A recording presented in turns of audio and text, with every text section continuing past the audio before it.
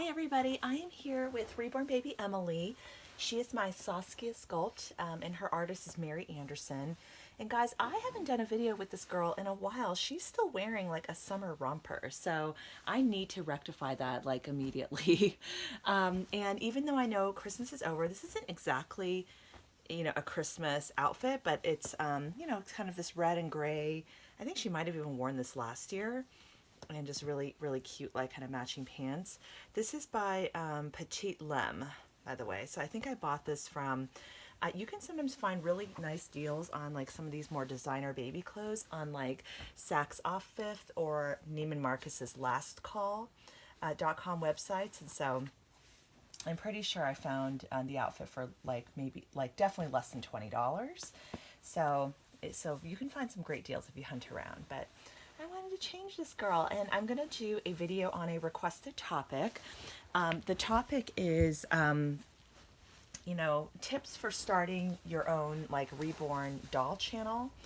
And I'm going to caveat this by saying that with YouTube and all the new changes happening with COPPA and all of that, I don't really know what that's going to mean for the Reborn doll community, but I'll just kind of talk more in general about, just things you might need to consider when you're starting a channel. First of all, I guess I would just say, like, I find it very helpful to have something like this, like a boppy pillow, which I got from Amazon, just something to put the babies on.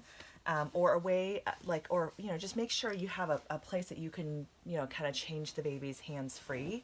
My very first video that I did was actually a box opening video of Reborn, and I did not have a stand like this or anything like that. So I was like holding the camera in one hand and trying to navigate opening the box with the other hand. If you go to my like earliest videos, you can actually sort chronologically and see like the very first videos I posted were like box opening videos, because I was just getting back into the hobby. And obviously box opening videos are great, but yeah, you should definitely just, I think with YouTube it's hard to make like really serious money with YouTube. Honestly, it takes a while. I think they've raised the standards for what you need to be able to like monetize your videos and things like that. So I would just approach this like that this is really something for fun and something to really just, have a way to interact with the community. But yeah, I mean, I would say, definitely make sure you have a boppy pillow or something that you can put the babies on for changing videos and things like that. And then the other thing that I would invest in as well is like a tripod stand. Okay, so for a second here, I'm going to take the tripod stand. Okay, I'm just going to hold the camera in one hand and show you exactly what I use. I bought this from Amazon, and then my phone just goes right in here, and you can see like I just kind of stick it right in there, and then I can kind of adjust the legs so I can make sure I have like a good angle on whatever I'm showing.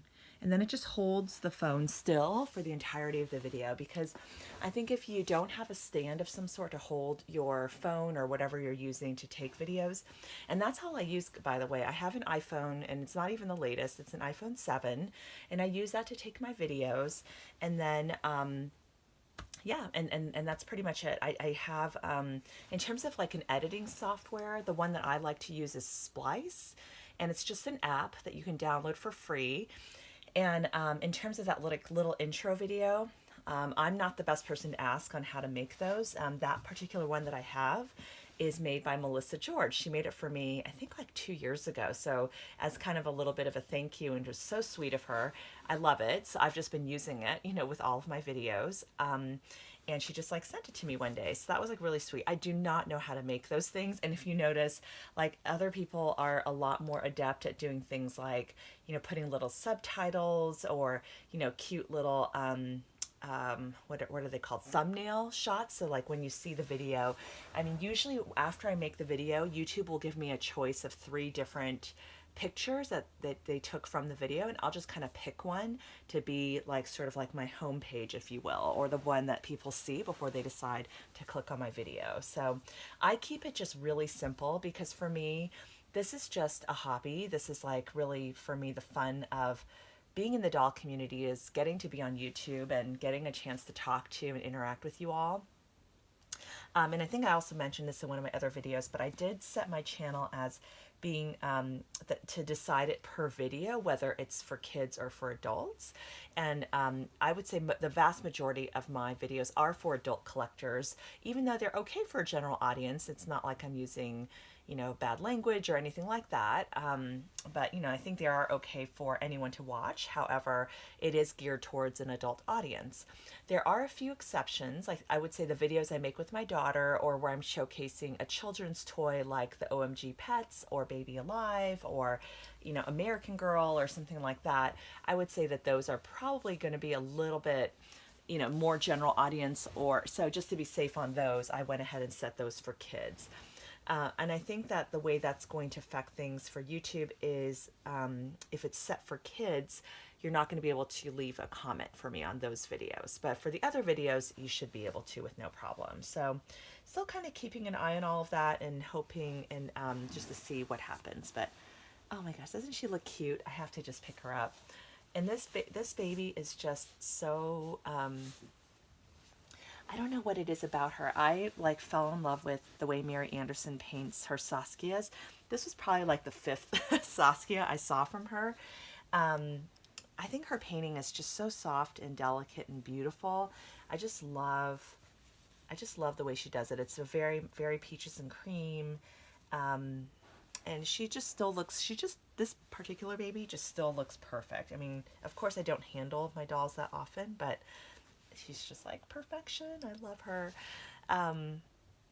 So yeah, so those are a few just basic tips. I keep it really simple. Yeah, I splice. I have occasionally done some editing through splice, like cutting out certain parts of the video or things like that. But for the most part, I just, you know, keep the video in its entirety, and then I just, you know, kind of add on that little intro video. And then that's pretty much it. Then I upload it from my phone. One of the things you'll need to make sure you do is put your display settings to not go into screensaver mode after a certain period of time, because the upload can take a little while. So that's something that I've also learned as well. So anyway, those are just like some very basic things. Some other things you're going to want to keep track, especially once you start earning revenue from your channel, would be, you know, the expenses, you know, that you're spending, you know, for YouTube, and to treat it like a business. Like I actually went to my local county and registered the name Littlefoot Nursery. So, so it's officially a business name, and yeah, and therefore, you know, I treat it like a business. Anything I spend for my dolls and things like that I'm showing on my channel, you know, can be considered a business expense. And then I also keep track of the revenue I'm getting from YouTube. So that's kind of what I do on the business side, and I have to, you know, report that and incorporate that into kind of my taxes for the year. So that's a little bit of a pain, but just kind of keep good records, keep your receipts, keep track of things on a spreadsheet. And yeah, that's kind of what I do with that. But otherwise, this is really, you know, it very much is a hobby, like a fun hobby slash little side gig, I guess. But yeah, you know, I would just have fun with it. And in terms of just the content for your videos, that is like entirely up to you. Like we all, you know, if you watch other YouTube Reborn channels, we all have like our own style and all, you know, kind of talk about different things. Some just like to do changing videos. Some like to do outings. Some, you know, we'll talk about different topics. Like that's something that I personally really enjoy doing. So that's something that I like to do. And then of course there's the obvious, like the box openings, any haul videos, like if you bought some new baby clothes, if you're an artist as well, or even not an artist, if you're a collector and you buy Reborn kits, you can show the kits and kind of your thoughts on those kits. I mean, honestly, the ideas are really endless.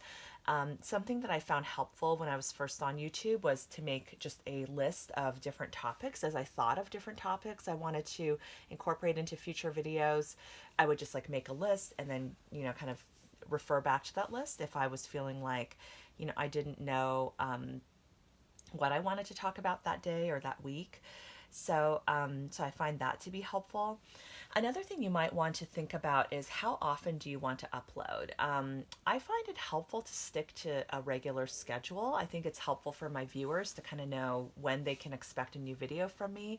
So for me, you'll notice every other day at 7 a.m. Pacific, a new video gets posted.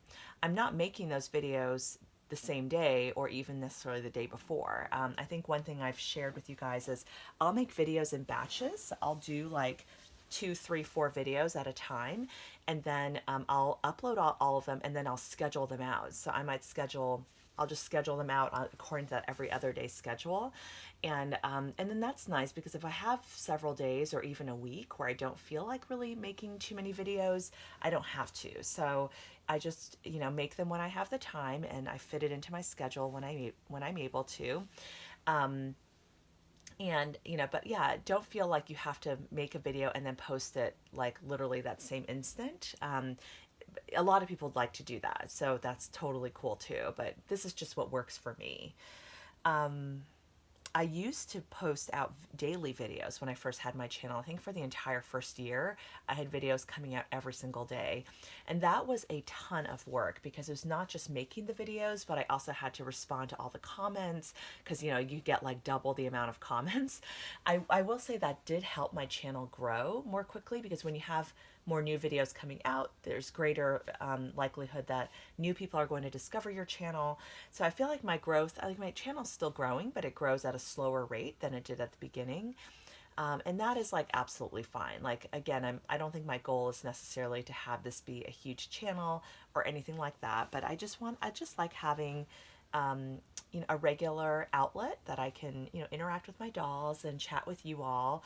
And that just works really well for me. So anyway, I think that's it. I'm trying to think if there's anything else in terms of just like tips or advice for starting your channel.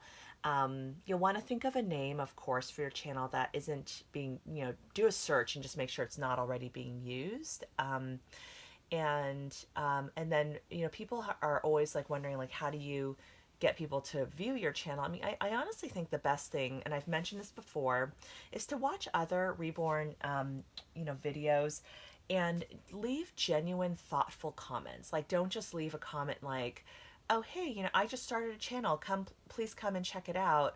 That of course can work, but I think you should couple that with, I think it's much better. That can also get thrown into the spam filter, but I do think that, if you leave like a genuine, thoughtful comment from watching other people's videos, people will naturally come over and check you out.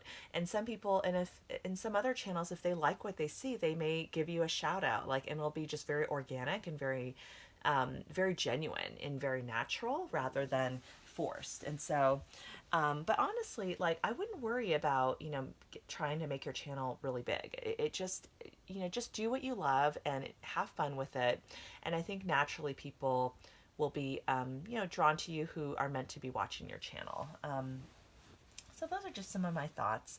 Anyway, I hope this has been helpful for those of you guys who are kind of thinking about it. I will say the pros of being on YouTube is just having that interaction with the doll community. I find it very helpful. Like, if I need to sell a baby, it's nice having a little bit of a built-in audience. And I usually sell most of my dolls to people on YouTube. Like, I actually haven't really written any posts on Doll Fan or anything like that. I usually just post them here for sale on YouTube, and I've been able to find new mommies for my babies when some of them have gone up for adoption. So that's been a huge plus. It's been very helpful for me as a new artist, who to show off my work and to have a place to find new customers. And it's just been fun to have a place to interact with you all. So I know that's been a big plus as well. The drawbacks are you're going to definitely get like some negative comments and trolls and people, sometimes leaving very hateful, mean comments, and that comes with the territory, unfortunately. You'll also run into some drama sometimes in the community. So so those are definitely drawbacks, and I think they can definitely make people not want to be on YouTube, which is completely understandable. So I will say it's not all, you know you know, good stuff being on YouTube. But you know, I will say, like, for me, I continue to be on because I think the pros outweigh the cons. And yeah, and I think I would just miss videos, making videos, if I stopped. So for now, I'm here, you know, and yeah, not planning to go anywhere or anything like that. But I hope this video was helpful for some of you who are kind of thinking about maybe starting a channel. Yeah, and I know I've made videos like this in the past, but this was a recent request from one of my comments. So yeah, I hope this is helpful. And Emily's going to say bye to her aunties, and we will see you guys later. Have a good one. Bye.